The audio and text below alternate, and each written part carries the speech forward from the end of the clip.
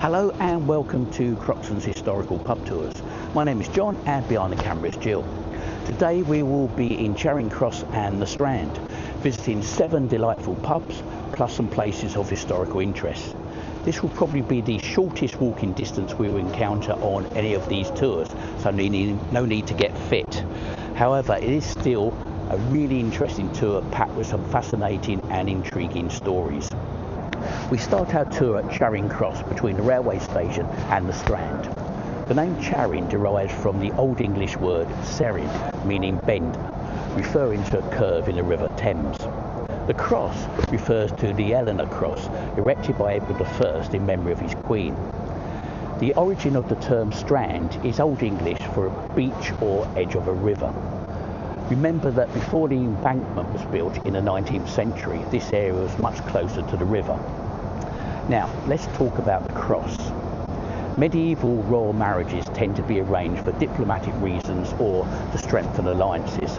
And certainly the marriage in 1254 between the then 15-year-old Prince Edward, son of Henry III, and Eleanor of Castile, aged 13, daughter of King Ferdinand, was arranged as part of an alliance between England and Castile. However, Edward and Eleanor fell in love, and in a marriage that lasted for 36 years and produced 16 children, they were hardly ever apart. Eleanor even accompanied Edward on crusade to the Holy Land. During his reign, they went on lengthy tours of the kingdom and to Edward's lands in France. Edward I has a fearsome reputation, but there is little doubt that he and his queen were devoted to each other. In 1290, Eleanor fell ill. Nevertheless, she and Edward set out for a tour of the kingdom. Travelling slowly northward in November, the Queen died at Harby in Nottinghamshire. Edward was distraught and he stayed in Harby for 3 days in intense mourning. He then embarked upon a funeral procession to Westminster. Firstly, a 7-mile journey to Lincoln, where the Queen was embalmed and her entrails buried in the cathedral. They then travelled south, and at each place where the funeral cortege stopped overnight, the coffin was laid in a suitable building such as a church or an abbey, and a memorial cross was later constructed in a prominent position. The final cross was at the tiny hamlet of Charing, where the coffin was laid overnight in the church of the Priory and Hospital of St Mary Runcible. On Sunday the 17th of December, the procession completed the short distance from the Priory to Westminster Abbey, where she was buried. The cross at Charing, being the final one, was the largest and most ornate. It was destroyed in 1647 during the English Civil War by the Puritan authorities, who saw it as a symbol of royal and Catholic tradition. What we have here is a Victorian reconstruction designed by Ian Barry and carved by Thomas Earp, and was completed in 1865. It's not, though, in the same location as the original. We will now go to where that was. Incidentally, there are 3 original crosses left standing at Geddington in Northamptonshire, at Hardingstone near Northampton, and at Waltham in Hertfordshire. All 3 are well worth visiting.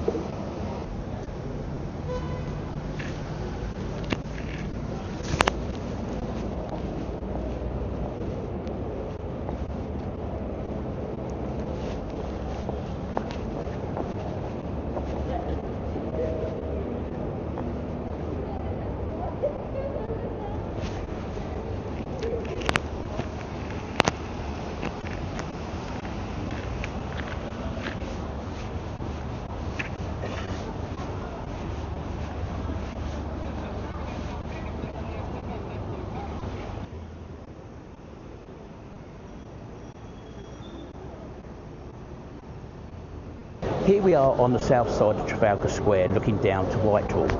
This was the exact spot where the original final Eleanor Cross was sited. Following the restoration of 1660, which saw Charles II ascend the throne, a bronze equestrian statue of his father, Charles I, was installed on the same spot in 1675. Now, don't be fooled by the revisionists. Charles I was a vain, duplicitous and arrogant man, and a totally useless king. whose belief in his divine right to rule, his contempt for the law, and his religious dogmatism led to civil war and his own execution. Now, the other interesting thing about this site is that since the early 19th century, this spot has been the notional centre of London, and the point from which distances from London are measured. It was used to set the radius for metropolitan police districts and for taxi fares. Even today, London's black cab drivers are still trained to know every street within a 6-mile radius of Charing Cross. You know, we've had our specification range of them, what they find, and or more. And so these just kind of things haven't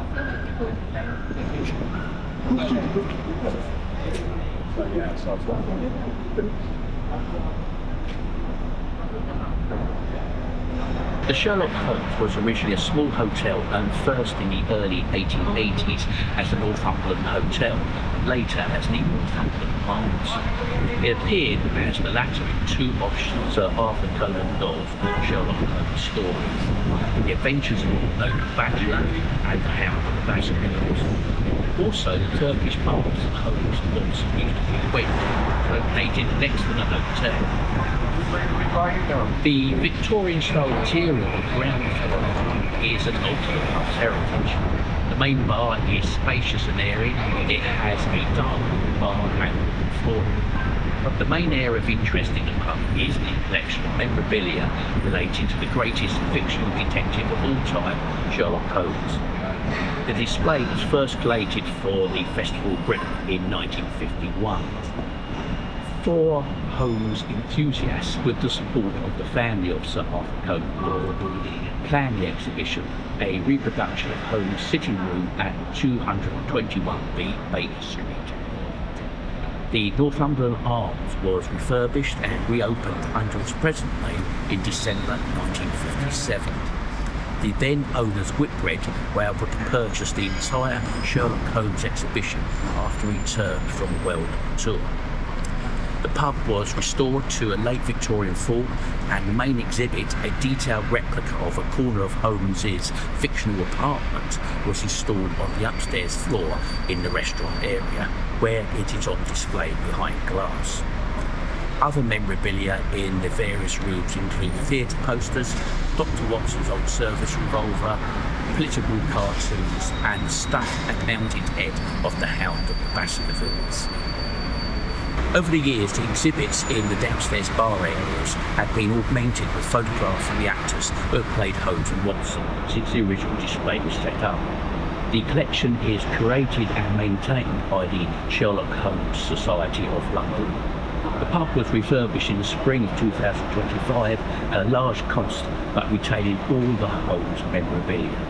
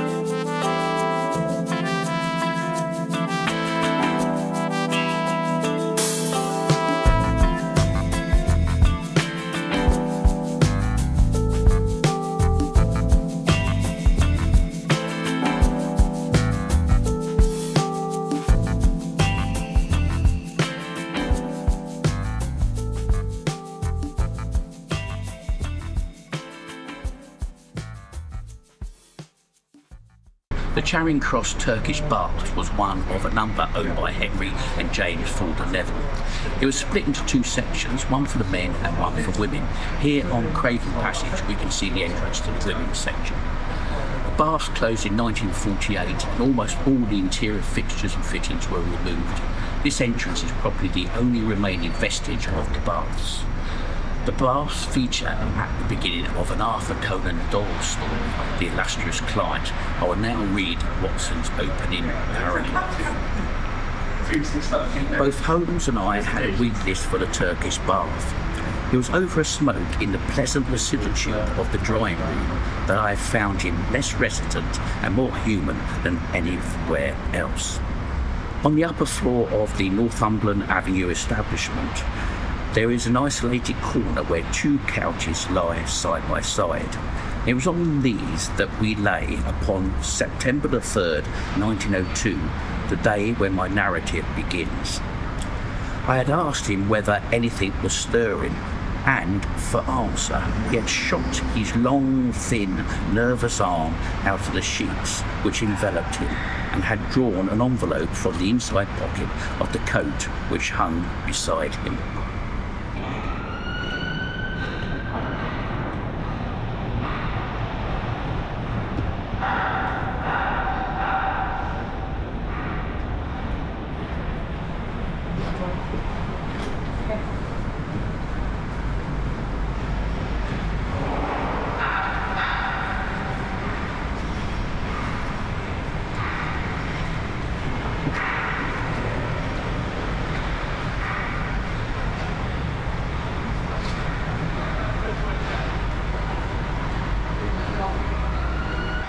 Benjamin Franklin House is a museum in a terraced Georgian house at 36 Craven Street. It is the only former residence of Franklin that still exists. The house dates from 1730 and Franklin lived here between 1757 and 1775. During his time as chief colonial diplomat. Dr. Benjamin Franklin was a scientist, diplomat and philosopher, writer and inventor, and one of the founding fathers of the United States. The museum opened to the public in January 2006 and seeks to advance knowledge of Franklin and of the age he lived in. The house is Grade 1 listed and contains a number of original features, including floorboards, ceilings and staircases. Benjamin Franklin was one of the great men of the Age of Enlightenment, and please do visit the house and find out more about his life.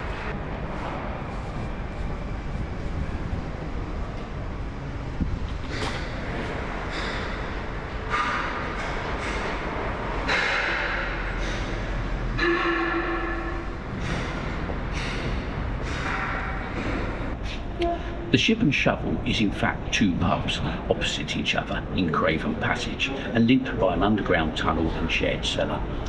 Originally constructed in 1733 as two separate terrace houses, they were used as accommodation for dock workers, and the one on the south side had a porthole so that the workers could see the arrival of any new ships. The one on the northern side of Craven Passage became a pub in 1852, with the pub named after the workers who shovelled coal from the ships on the Thames. In 1999, a second L was added and it was renamed after Sir Cloudesley Shovel, who served with distinction as Admiral of the Fleet until his tragic death off the Scilly Isles. He joined the Navy as a boy, and there is a story of him from those early years swimming under enemy fire, carrying dispatches in his mouth. One of his achievements was the capture of Gibraltar, and he was described as the best officer of his age, and that no man understands the affairs of the Navy better or is beloved of the sailors so well. In 1707, after beating the French Mediterranean fleet, he sailed for home, but his ship, the Association, was driven by ferocious winds and strong currents onto the rocks and was shipwrecked off the Scilly Isles with a complete loss of life. Shovel was 56. There is a story that he was still alive when his body was washed up at Port Hellock Cove on St Mary's Island, and that a local woman killed him for the emerald ring on his finger. 20 years afterwards, on her deathbed, she confessed and the local priest sent the ring to one of Shovel's friends, the Earl of Berkeley. Now, back to the Ship and Shovel. The pub on the northern side was closed for about a decade and was bought by the Brewers Hall and Woodhouse. A little later, the premises on the southern side, which had been an antique shop, also became vacant. So the owners of the pub bought it and turned it into a second part of the pub, and at the same time constructed an underground tunnel connecting the two. Both parts of the pub are decorated in a Victorian fashion with historical and maritime paintings on the walls. The larger half has a large etched mirrors, engraved glass, brass wood panelling, whilst the former shop has darker wood panelling, a portrait of the Admiral, small booths, and is perhaps the more intimate of the two. It's a lovely pub and both sides are well worth visiting.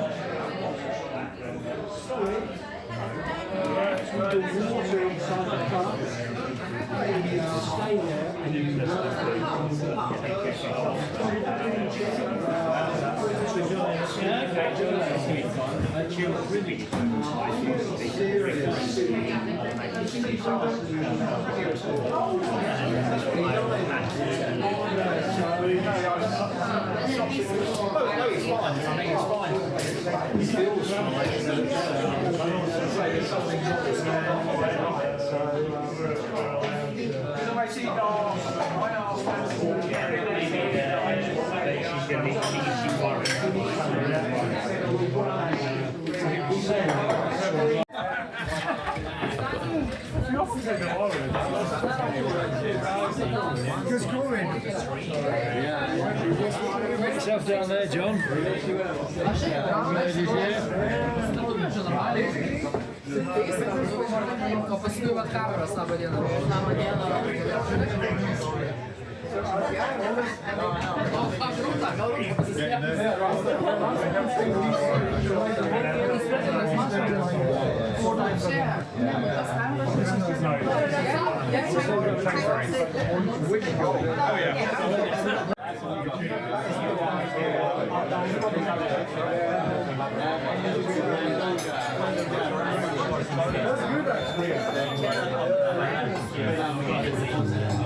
That's a really nice picture outside the Sherlock Holmes.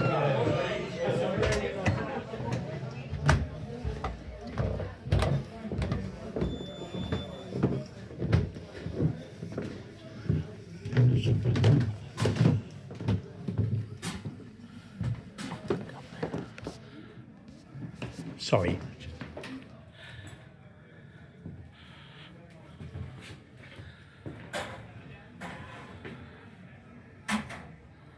This narrow alleyway is named the Bull Inn Court after the medieval inn that once stood here.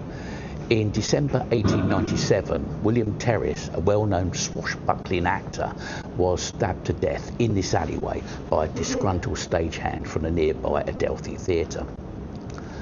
The Nell Gwyn Tavern is Grade 2 listed and was built in the 1890s, replacing the medieval inn, and is named after the actress and mistress of King Charles II. Nell was born and raised in this area and sold oranges at the Drury Lane Theatre before gaining fame first as a prostitute and then as an actress on the Drury Lane stage. Samuel Pepys describes seeing the mighty pretty Nell and on his way to the Strand in 1667. She then went on to become a favourite mistress of Charles II and bore him two sons, one of whom became the Duke of St Albans. Before entering the pub, note the Art Nouveau ceramic tilework in the alley to the Strand. Once inside the pub, one is immediately entranced by its charm and intimacy. It is a tiny pub and very popular, so you need to get here early or just be lucky to get a seat. The walls are covered with the no longer available original Liberty wallpaper. There is heavy oak shelving, gold lamps suspended over a wooden bar, and historical paintings and prints on the walls. There is an ornate clock, old wooden floorboards and low lighting, all adding to the cosy historical atmosphere. Despite this traditional feel, the pub perhaps incongruously has a jukebox. This is a lovely pub, and tucked away down an alley, it is a beautiful glimpse of the past and an escape from the hustle and bustle of the Strand.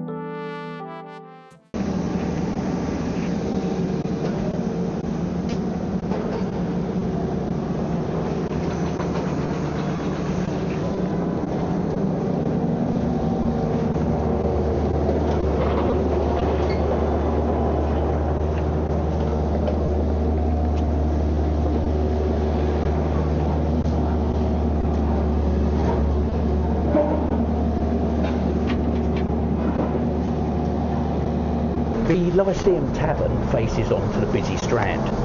The present pub dates from 1906, replacing an earlier tavern dating from the 1840s. Prior to that, the Lyceum Theatre had occupied the space since 1765. It was more of an exhibition hall and played host to a variety of entertainments, from Shakespeare plays to Madame Tussauds waxworks to a circus. During the summer months, it was used as an opera house until one chilly July night in 1830, when the management decided to heat the theatre with a stove. Following the performance, it wasn't extinguished properly, and in the early hours of the following morning, the building burnt down. A tavern was built on the site, and a new Lyceum Theatre was constructed 200 feet away. A young Irishman named Bram Stoker became business manager at the theatre in the 1870s, staying for 27 years, during which time he wrote a number of novels, including his most famous, Dracula. There is a theory that he based particular characteristics of Dracula on the charismatic and all-controlling theatre manager and actor Henry Irving. There are also conflicting reports that he wrote his novels in the theatre or in the rooms above the tavern. Whichever it was, Dracula evenings are held in an upper room of this tavern. The tavern has a beautiful frontage in light-coloured wood with Victorian lamps and hanging baskets. Inside it has wooden panelling, wooden floorboards, historical prints on the walls, and a row of tiny individual booths, secreting you away from the rest of the clientele. There is a carpeted lounge area upstairs, which also has a bar and is used as a restaurant. The pub has a friendly, traditional atmosphere despite being on the very busy Strand.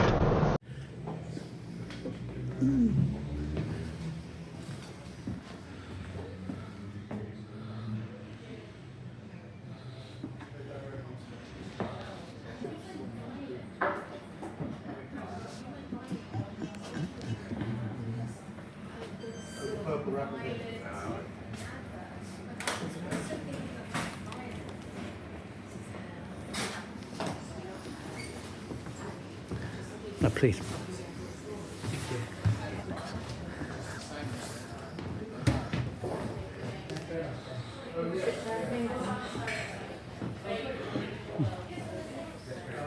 Yeah.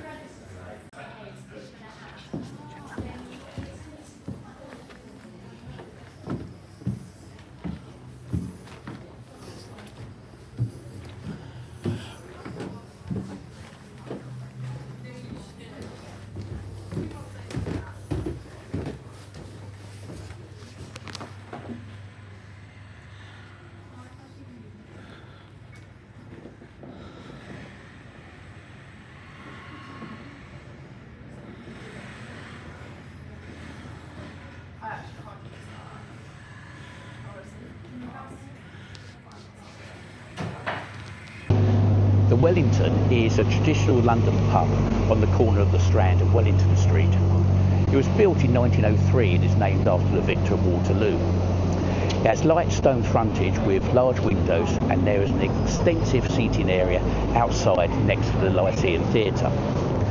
Inside, the ground floor has a sculptured decorative ceiling, stained glass windows, chandeliers, an original Edwardian marble fireplace, and prints and paintings on the walls, including a depiction of Wellington's victory at Waterloo.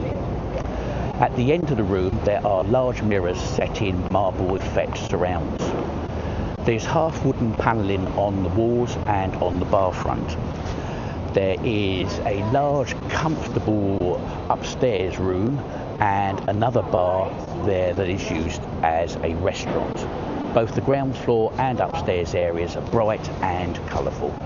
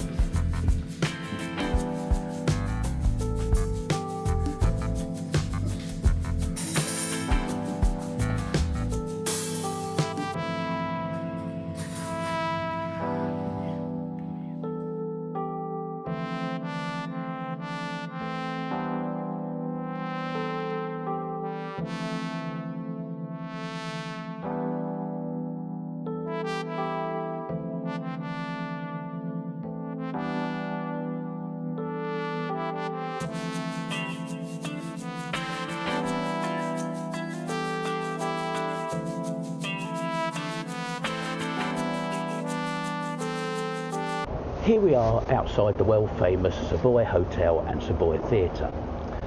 The theatre opened in October 1881 to a design by C.J. Phipps for the theatre producer Richard D'Oyley Card, and was the first public building in the world to be lit entirely by electricity.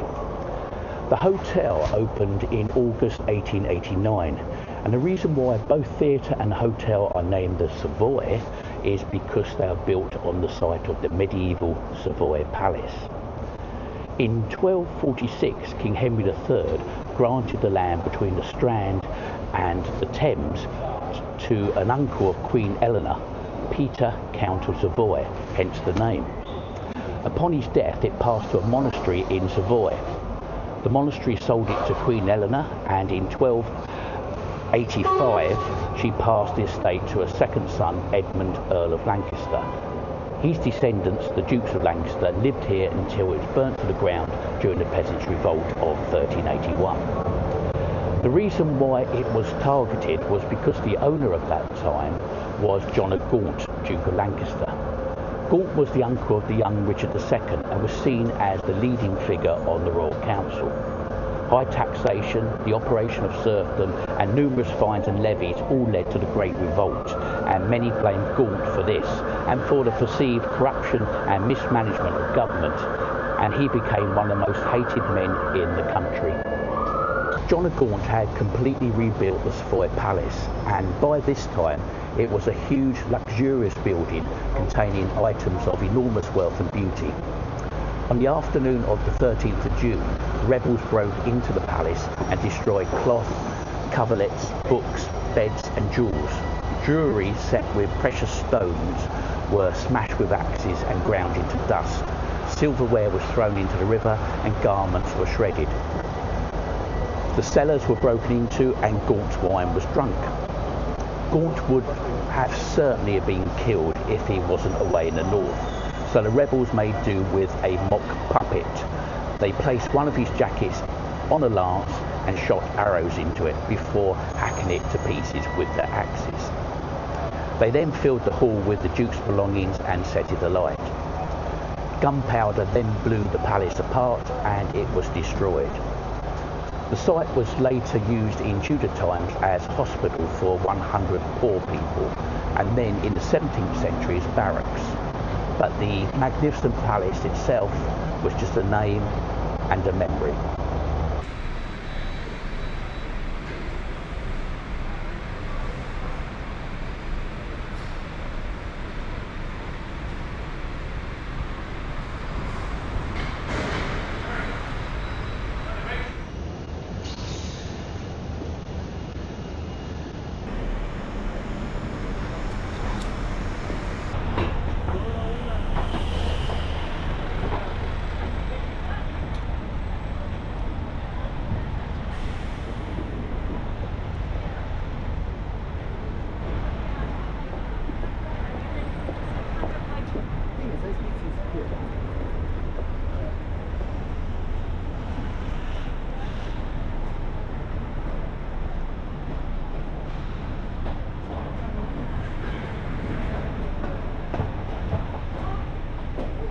The coal hole was built in 1904 to a design by the architect T.E. Colcott as an extension to the Savoy Hotel complex.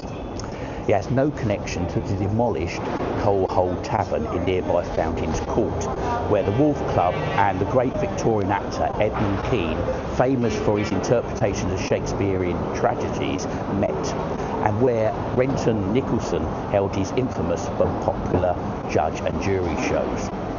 However, the name of this pub is a nod to the earlier establishment, and it is also a reference to the coal heavers who were nearby on the river.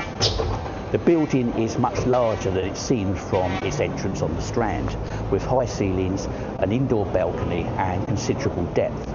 The ground floor is Art Nouveau, retaining some original Edwardian features such as the wooden bar back, the windows and the friezes of Grecian maidens harvesting wine. There's a balcony area at the rear which provides a great view of the rather baronial features of the pub. There's also a cellar bar which is the main restaurant area. The pub can get very busy with commuters, theatre goers and tourists all vying for seats, but do persist. It is well worth visiting.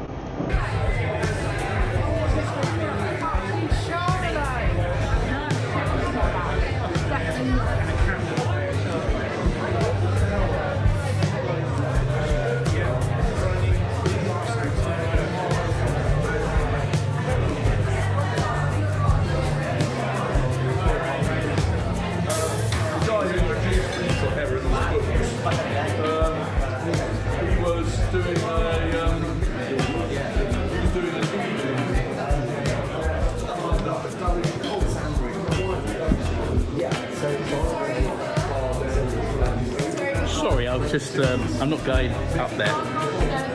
I'm not going, that's all right, I'm going up here. So, yeah.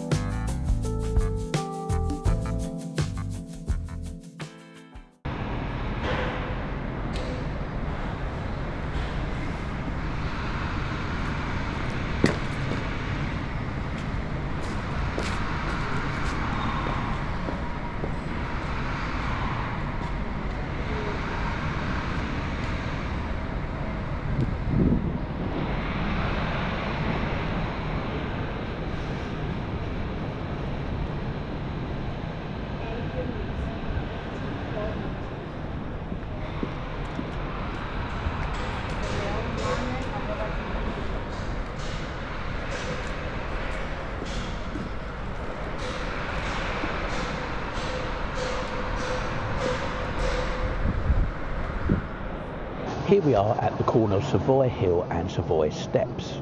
The church is named the King's Chapel of the Savoy and was completed in 1512 and was a chapel to the hospital which once sat on this site. The rest of the Tudor buildings were demolished in the 19th century. The interior, including the ceiling, was gutted by two fires in 1843 and in 1864, and the chapel was restored by Sidney Smirk in 1864, whilst the replacement ceiling was designed by Thomas Wilmot, working from the Tudor original. It suffered further damage during the Blitz and was altered by A.B. Knapp Fisher in the 1950s.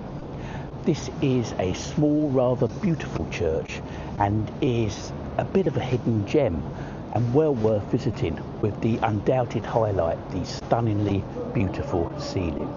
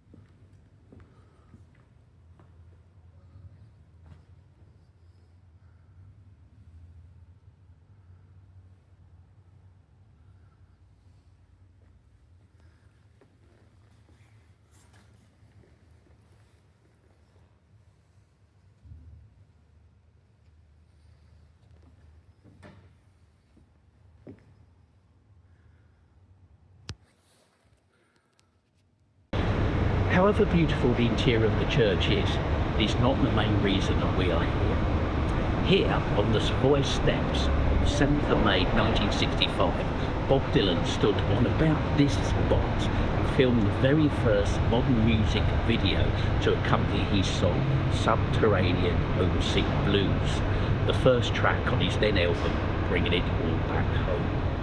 Shot by D.A. Pennebaker, it shows Dylan, then just 23, and in the process of leaving folk music, embracing pop and creating more complex lyrics, staring out at the camera with a bunch of cue cards in his hand. Words in the song were scrawled on the cards, some deliberately misspelt, and Dylan casually tosses them aside as the song progresses. In the background, the beat poet Allen Ginsberg and the artist Bob Neuruth appear to be chatting to each other with no regard to what Dylan is doing, and at the end of the song they go their separate ways. Before this video, if a singer or group were filmed, they would be performing, usually in a studio or in a show. Dylan did something new and completely different. We tend to think of the 1970s and 1980s as the great age of the pop video, but here was Dylan in 1965, as in so many things, completely ahead of the times. A few things in this rather ugly back alley are different, but it's still completely recognisable from the video. The location isn't well known, but it should be, because this was a major event in the history of pop music. Now, I'm going to attempt just the first verse. Johnny's in the basement, mixing up the medicine. I'm on the pavement, thinking about the government. The man in the trench coat, badge out, laid off, says he's got a bad cough, wants to get it paid off. Look out, kid, it's something that you did. God knows when, but you're doing it again. You better duck down the alleyway, looking for a new friend. The man in the coonskin cap in the pig pen wants $11 bills, but you only got 10.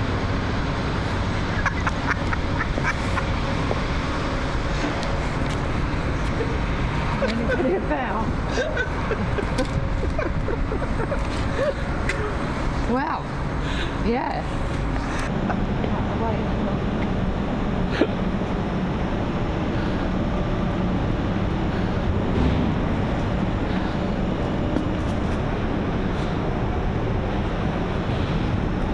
Here we are at Cartoon Lane, where we have the last sewer gas destructor left in London.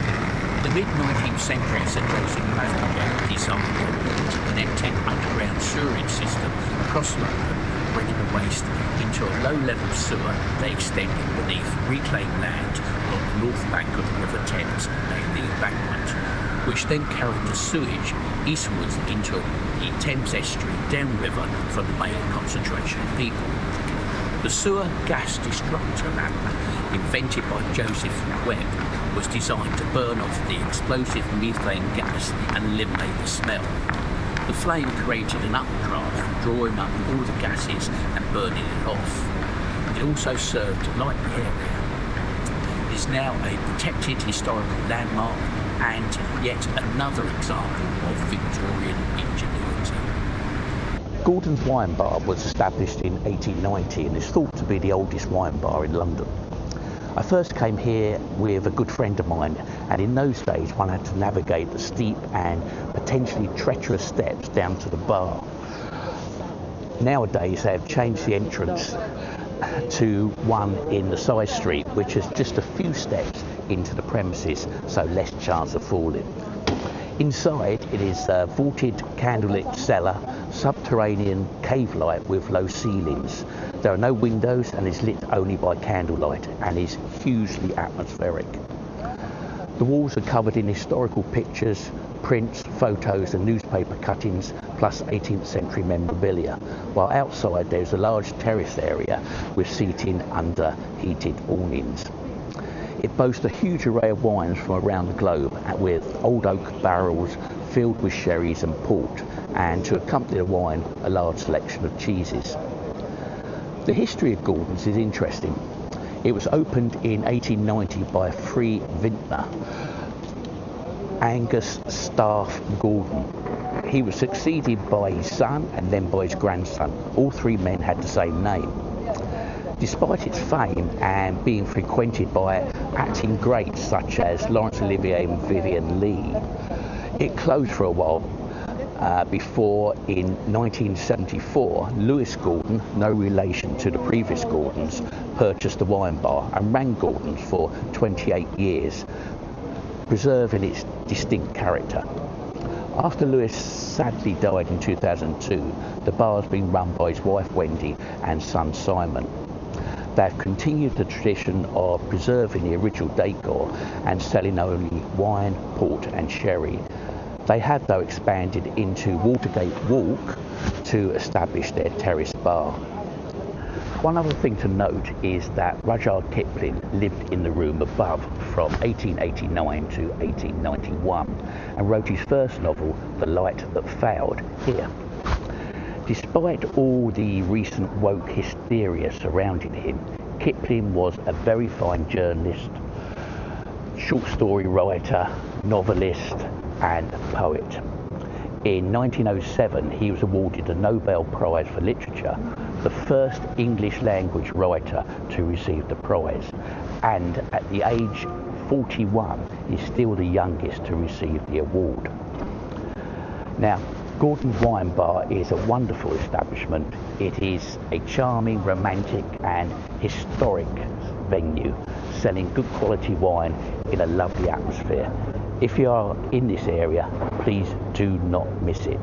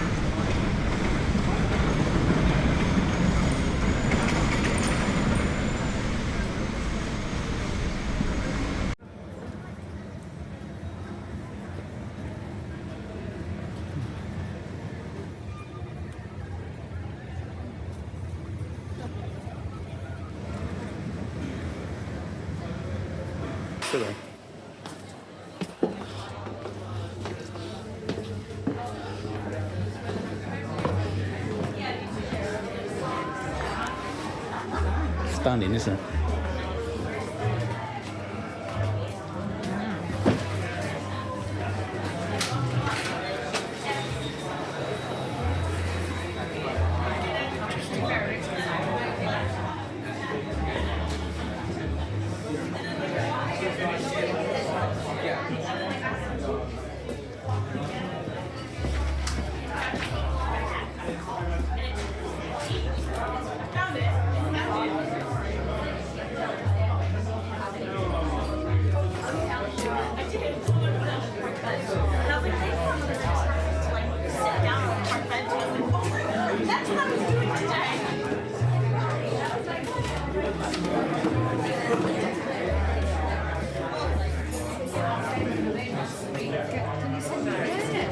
Yeah.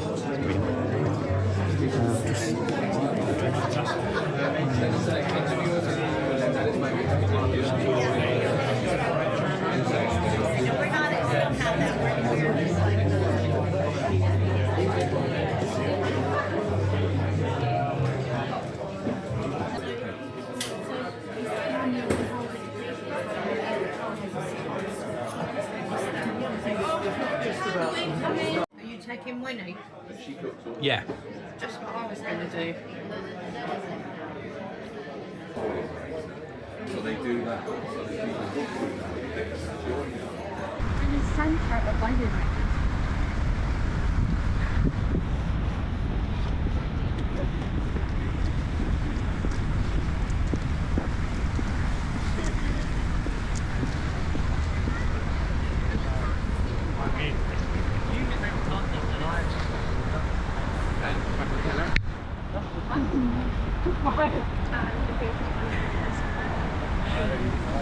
There you go.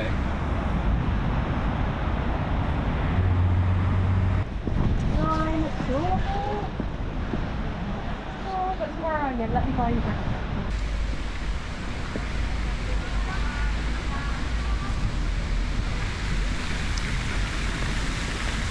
Well,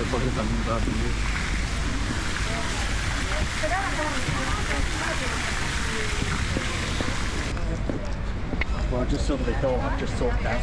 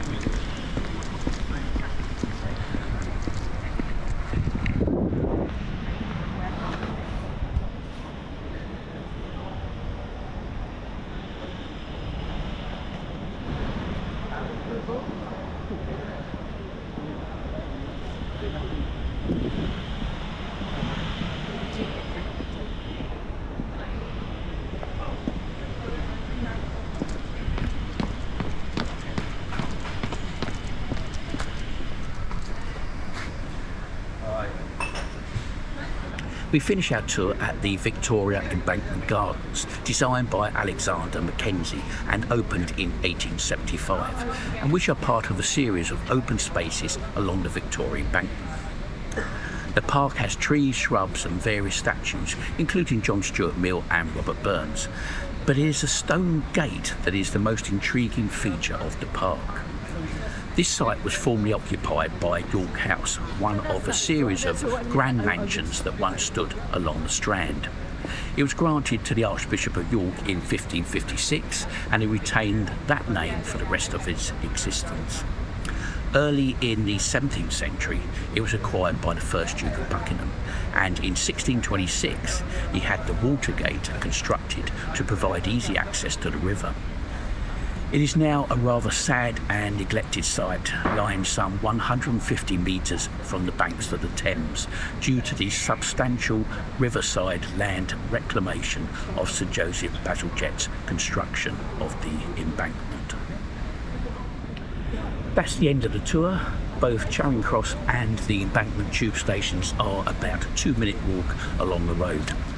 I will include directions of our route so you can follow it. Thank you for watching. If you would click like or subscribe to the channel, that would be greatly appreciated. It is totally free, but it helps with expanding the channel. I look forward to seeing you on the next tour. Thank you.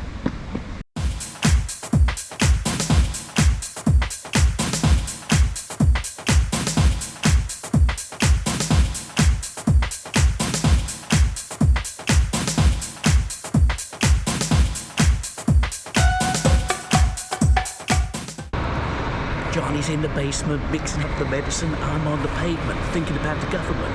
The man in the trench coat, badge out, laid off, says he's got a bad cough, wants to get it paid off. Look out, kid, it's something that you did, God knows when, but you're doing it again. You better duck down the alleyway looking for a new friend. The man in the coonskin cap in the pig pen wants $11 bills, but you only got 10.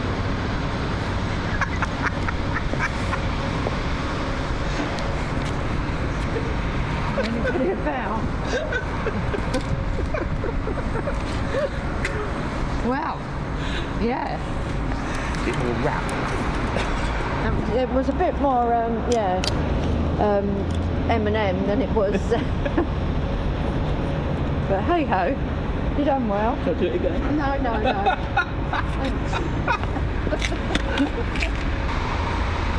I'll do it one more time. Oh, John. Oh, there's another sad look.